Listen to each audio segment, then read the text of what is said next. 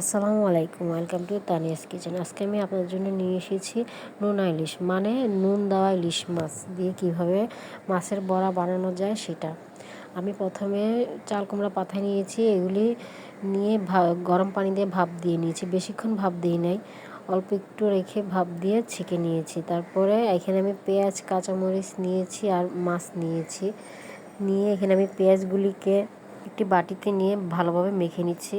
আমি আগে থেকে বলিনি, আমার হাত জ্বলবে বিধে আমার আম্মু এটাকে মেখে দিচ্ছে। তারপরে এখানে আমি হলদির গুঁড়ি নিয়েছি, কাঁচামরিচ নিয়েছি। এখানে বাটা শুকনা মরিচটা বেটে নিয়েছি, কারণ আপনি এমনি গুঁড়া মরিচটা দিলে একসাথ, বাটা শুকনা মরিচটা বেটে দিলে একসাথ, ঠিক আছে।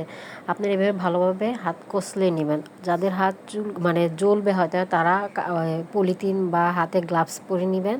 তারপরে এখানে আমি ভালোভাবে মেখে নিয়ে এখানে আমি আবার মাছগুলির টুকরা করে যেগুলি রেখেছিলাম ওগুলির টুকরা মাছগুলিকে আমি আবার এখানে দিয়ে ভালোভাবে আবার মেখে নিব, ঠিক আছে। সম্পূর্ণ কাজটা আমার আম্মা করতেছে। আপনার এখানে ইলিশ মাছের লবণ, তো এটা নোনা ইলিশ, তারপরে আপনার মুখে একটু লাগিয়ে দেখবেন স্বাদটা ঠিক আছে কিনা। আমার থেকে কম লাগে বিধায় আমি আবার একটু লবণ দিয়েছি, দিয়ে এটাকে আবার ভালোভাবে মেখে নিয়েছি। মেখে নেওয়ার পরে চাল কুমড়া পাতাটার মাঝখানে আমি এটাকে দিব, দিয়ে এটাকে ভালোভাবে ভাজ করে নিব। আপনাদের জন্য যেভাবে সুবিধা হয় সেভাবে ভাজ করে নেবেন। আমি এভাবে ভাজ করে নিচ্ছি, দেখতেই পাচ্ছেন কীভাবে ভাজ করে নিচ্ছে। আপনারা ভাজ করে মাঝখানে টুথপিক দিয়েও দিতে পারেন যদি ভাত ছুটে যায়, ঠিক আছে। আমি এভাবে ভাজ করে নিয়ে এক পাশে রেখে দেব। এই যে আমার সবগুলি বানানো কমপ্লিট হয়ে গেছে। তারপরে এগুলোকে আমি চুলায় অল্প তেলে এটাকে ভেজে নিব। চুলা কড়াইতে তেল দিয়ে তারপরে তেল গরম হয়ে আসলে তারপরে আমি এগুলো একে একে করে দিয়ে দিব, দিয়ে এটাকে উল্টিয়ে পাল্টিয়ে ভেজে নিব।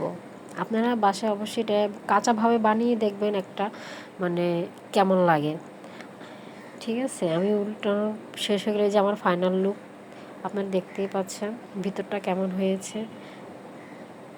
এভাবে খেয়ে দেখবেন। তারপরে আপনাদের সুবিধার্থে আমি আবার এটাকে তেলে ভেজে দেখাবো। চুলাতে একটি পাত্র বসে তাতে আমি তেল দিয়েছি, তেলটা গরম হয়ে আসলে পেঁয়াজ কুচি দিয়ে দিব।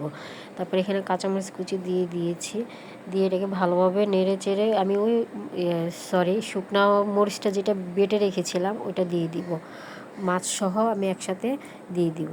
দিয়ে এটাকে আমি আরও ভালোভাবে মিক্স করে নিব, ভাজা ভাজা করে নিব, ঠিক আছে। এখানে আমি আবার একটু লবণ দিব স্বাদ মতো। আপনাদের যদি এই মাছের যে লবণটা আছে সেটা যদি হয় তাহলে লবণ দিতে হবে না, লবণটা না হলে আবার একটু লবণ দিতে পারেন। তারপরে এখানে আমি হলুদের গুঁড়ি দিয়েছি, দিয়ে এটাকে আমি ভালোভাবে মিক্স করে নিচ্ছি। মোট কথা তরকারি যেভাবে কষানো হয় ঠিক এভাবে আমি কষিয়ে নেব। অল্প একটু পানি দিচ্ছি আগে প্রথমে, এটাকে ভালোভাবে আমি কষিয়ে নেব। আপনারা বাটা মরিচ দিয়ে, আমি আবারও বলতেছি, এটাকে খেয়ে দেখবেন অনেক মজা আছে। আর গুঁড়া মরিচ দিয়ে খেলে এটা অন্যরকম স্বাদ পাবেন। আপনার এভাবে কষানো হয়ে গেলে, আমার কাছে একটু ঝালটা বেশি হয়ে গেছে বিধায় আমি এখানে আবার একটু শাক দিয়েছি, দিয়ে এটাকে ভুনা ভুনা করে নিয়েছি। এখান থেকে অর্ধেক আমি পাতার ভিতরে দিয়েছি আর অর্ধেক গরম ভাতের সাথে খাওয়ার জন্য রেখে দিয়েছি। আর আপনারা বাসায় দুভাবেই বানিয়ে দেখবেন কোনটার স্বাদ কীরকম। আল্লাহ হাফেজ, ভালো থাকবেন সবাই।